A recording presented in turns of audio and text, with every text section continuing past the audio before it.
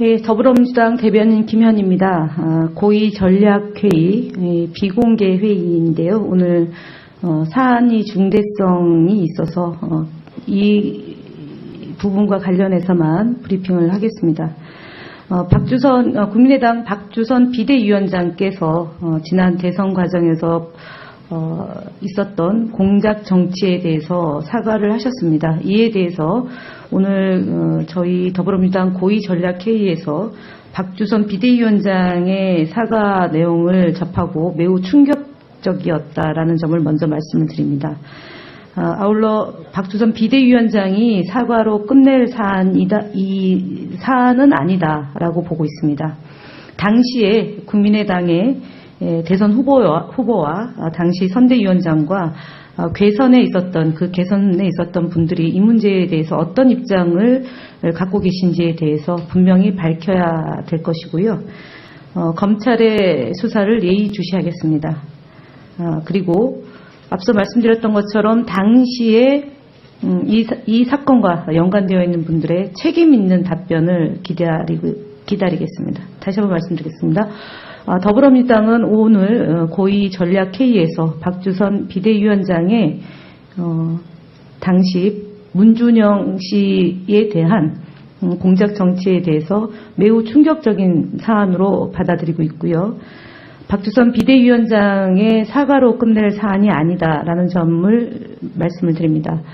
당시 후보였던 분과 선대위원장과 같이 이 일에 관련되어 있는 분들이 책임 있는 답변을 하셔야 합니다. 검찰의 수사를 예의주시하겠습니다.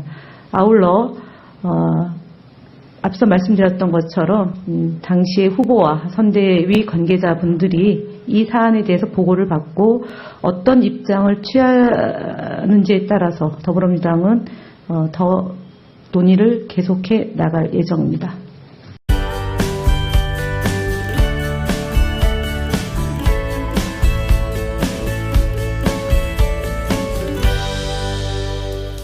네, 더불어민주당 대변인 김현입니다. 고위 전략회의 비공개 회의인데요. 오늘 사안이 중대성이 있어서 이 부분과 관련해서만 브리핑을 하겠습니다.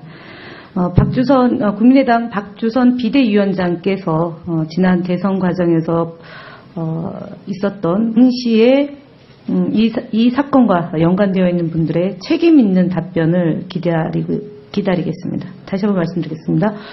더불어민주당은 오늘 고위 전략회의에서 박주선 비대위원장의 당시 문준영 씨에 대한 공작 정치에 대해서 매우 충격적인 사안으로 받아들이고 있고요. 박주선 비대위원장의 사과로 끝낼 사안이 아니다라는 점을 말씀을 드립니다. 당시 후보였던 분과 선대위원장과 같이 이 일에 관련되어 있는 분들이 책임 있는 답변을 하셔야 합니다. 검찰의 수사를 예의주시하겠습니다. 아울러 공작 정치에 대해서 사과를 하셨습니다. 이에 대해서 오늘 저희 더불어민주당 고위전략회의에서 박주선 비대위원장의 사과 내용을 접하고 매우 충격적이었다라는 점을 먼저 말씀을 드립니다.